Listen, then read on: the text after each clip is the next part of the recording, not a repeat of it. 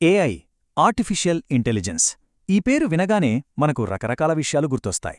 కానీ ఈరోజు మనం చూడబోయేదేంటంటే వీడియో కంటెంట్ను తయారు చేయడంలో ఏఐ ఒక కొత్త ఆర్కిటెక్ట్లా ఎలా మారిపోయిందో చూద్దాం. అవును, ఒక ఆటోమేటెడ్ ఆర్కిటెక్ట్. ఇది మన ఆలోచనల్ని వీడియోలుగా ఎలా నిర్మిస్తుందో తెలుసుకుందాం. చాలా ఇంట్రెస్టింగ్ కదా. సోషల్ మీడియాలో ఉన్న కంటెంట్ క్రియేటర్స్కి ఈ బాధ బాగా తెలుసు. రోజూ ఏదో ఒక కొత్త వీడియో పెట్టాలి. ఆ ఒత్తిడి మామూలుగా ఉండదు. ఈ కంటెంట్ డిమాండ్లను అందుకోవాలి అంటే అబ్బా, ఇది మన వల్ల కాదు, అసాధ్యం అనిపిస్తుంది కదూ. మరి ఈ సవాల్ను ఎలా ఎదుర్కోవాలి? అయితే సరిగ్గా ఈ సమస్యకే ఒక సొల్యూషన్లాగా ఏఐ ముందుకొచ్చింది. వీడియోలు తయారు చేయడానికి ఇదొక సరికొత్త మార్గాన్ని చూపిస్తోంది. ఇది కేవలం ఏదో ఒక టూల్ మాత్రమే అనుకుంటే పొరపాటే. అసలు వీడియో నిర్మాణ ప్రక్రియనే ఆ ఫౌండేషన్ నుంచే మార్చే శక్తి దీనికుంది. సరే, మరి ఈ ప్రాసెస్లో మొదటి అడుగేంటి? అదే ఏఐ స్క్రిప్ట్ రైటర్. ఖాళీ పేజీ నుండి ఒక పూర్తి బ్లూ ప్రింట్ వరకు. చూడండి, ఒక పెద్ద భవనం కట్టాలంటే ఒక మంచి ప్లాన్ ఎంత అవసరమో, ఒక వైరల్ అయ్యే వీడియోకి కూడా అంత పక్కాగా ఉండే స్క్రిప్ట్ అంతే ముఖ్యం. ఏఐ స్క్రిప్ట్ రైటింగ్ ఎంత పవర్ఫుల్ అంటే ఇన్స్టాగ్రామ్ రీల్స్ కోసం టక్కున ఆకట్టుకునే చిన్న చిన్న స్క్రిప్టులు కావాలా? రెడీ. లేదా యూట్యూబ్ కోసం బాగా వివరంగా లోతుగా ఉండే స్క్రిప్టులు కావాలా? అది రెడీ. అంతెందుకు, బిజినెస్ యాడ్స్కి కూడా పర్ఫెక్ట్ స్క్రిప్టులు రాసేస్తుంది. అంటే మనం ఏ ప్లాట్ఫామ్ అనుకుంటే దానికి కావలసిన బ్లూ ప్రింట్ను ఇది రెడీ చేసి పెట్టేస్తుంది. ఓకే, ఇప్పుడు మన చేతిలో బ్లూ ప్రింట్ అంటే మన స్క్రిప్ట్ రెడీగా ఉంది. ఇక నెక్స్ట్ ఏంటి? రెండవ దశ, ది ఏఐ ప్రొడక్షన్ స్టూడియో. ఇక్కడే అసలు మ్యాజిక్ జరిగేది. మన కాగితం మీద ఉన్న బ్లూ ప్రింట్కు ప్రాణం పోసేదే ఇక్కడే. మన ఏఐ కన్స్ట్రక్షన్ టీం ఇప్పుడు పని మొదలు పెడుతుందన్నమాట. ఈ ప్రొడక్షన్లో టెక్స్ట్ వీడియో టెక్నాలజీ అనేది చాలా కీలకం. సింపుల్గా చెప్పాలంటే మనం రాసిన స్క్రిప్టును అది చదివి దానికి తగ్గట్టుగా వీడియో సీక్వెన్స్లను అదే తయారు చేస్తుంది. అంటే మనం టెక్స్ట్ ఇస్తే చాలు, విజువల్స్ అవే వచ్చేస్తాయి. ఇక కెమెరాలు, లైటింగ్, లొకేషన్ల గురించి పెద్దగా టెన్షన్ పడాల్సిన అవసరం లేదు.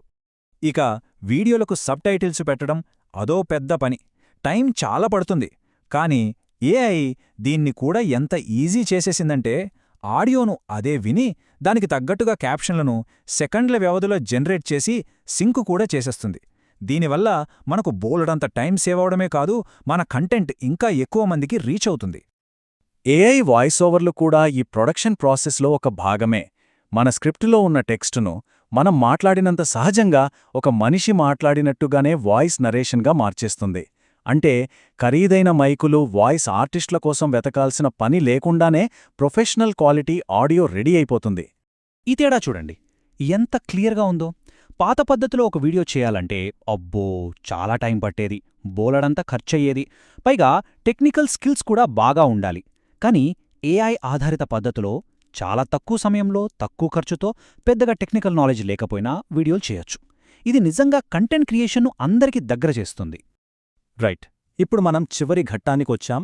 ఇప్పటివరకు చూసిన వాటికన్నా అత్యంత శక్తివంతమైన దశ ఇది. అదే ఏఐ కంటెంట్ ఇంజన్.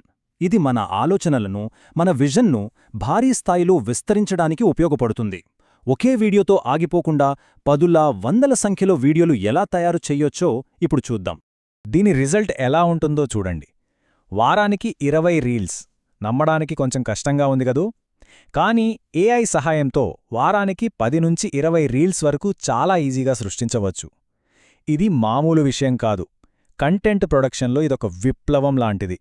అసలు ఇంత స్పీడ్గా, ఇంత ఎక్కువ కంటెంట్ ఎలా సాధ్యం? దీని వెనక 2 ముఖ్యమైన టెక్నిక్స్ ఉన్నాయి. ఒకటి, వీడియో ఎడిటింగ్ ప్రాసెస్ను పూర్తిగా ఆటోమేట్ చేయడం. ఇక రెండోది, ఆల్రెడీ మన దగ్గరున్న కంటెంట్నే కొత్త కొత్త ఫార్మాట్లలోకి మార్చి మళ్ళీ వాడటం. ఈ రెండూ కలిస్తే కంటెంట్ ప్రవాహం అసలు ఆగదు. చూశారుగా, ఒక ఐడియా రావడం దగ్గర నుండి స్క్రిప్ట్ రాయడం, ఎడిటింగ్ చేయడం, చివరికి దాన్ని స్కేల్ చేయడం వరకు వీడియో నిర్మాణంలో ఉన్న ప్రతి స్టెప్ని ఆటోమేట్ చేయొచ్చు. ఒక చిన్న ఆలోచనను తీసుకుని దాన్ని ఒక పెద్ద వీడియో సిరీస్గా మార్చేంత పవర్ ఏఐకి ఉంది. అయితే ఇదంతా బాగానే ఉంది, కానీ ఇక్కడొక పెద్ద ప్రశ్న వస్తుంది. కంటెంట్ తయారు చేసే ఈ ప్రాసెస్ మొత్తం ఆటోమేట్ అయిపోతే ఇక క్రియేటర్ పాత్ర ఏంటి? అసలొక క్రియేటర్గా ఉండటమంటే అర్థమేంటి? సృజనాత్మకత భవిష్యత్తు ఎలా ఉండబోతోంది? ఈ ప్రశ్నతోనే ఈ విశ్లేషణను ముగిస్తున్నాను. దీని గురించి ఆలోచించండి.